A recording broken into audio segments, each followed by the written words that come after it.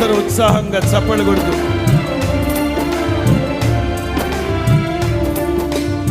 స్తుతి పాడుటకే బ్రతికిల్చిన జీవనదాతవు నీవేనయ్యా. స్తుతి పాడుటకే జీవనదాతవు నీవేనయ్యా.